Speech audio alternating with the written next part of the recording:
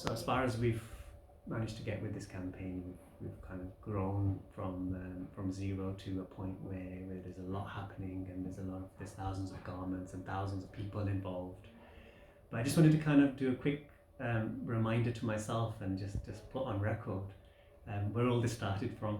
And all of this started from there's a sister in my Arabic class. She's a fellow student, and she manages lots of doctor surgeries.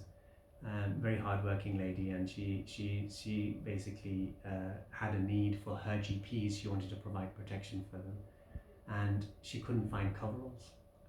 So right at the start of this whole thing, that's where the first day that kind of this whole thing happened, was where she couldn't find them. She asked to see if I could help. I drove around a few different places in Birmingham and tried to see if we could find these coveralls from anywhere, and nobody had any.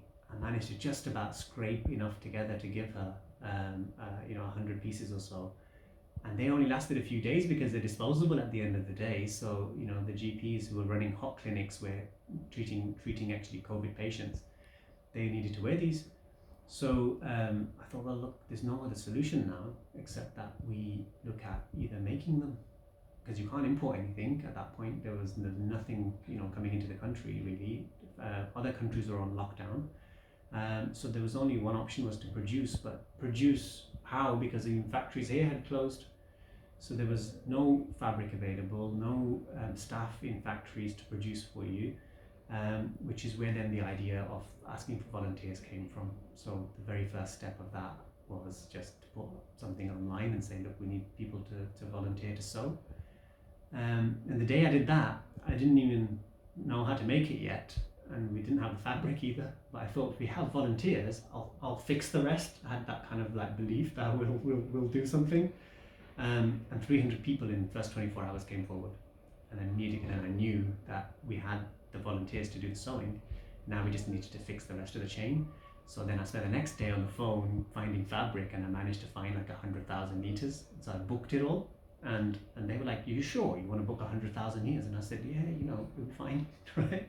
At the time, I was just thinking I'm just going to book wherever I can find, because we might need this, loads of this. So we did that, and then we then worked out how to make it on day 3. We actually broke it down, made patterns, made lots of samples, trialed it. Got some of our old staff that were good with garments, but not for us, but for other companies that have done it in the past. We got them to come in and help, and we had a sample ready. And then from there, the rest, as you can say, is history. So the sister in my Arabic class, her name was Shamim Akhtar, and she was the originator of this whole campaign.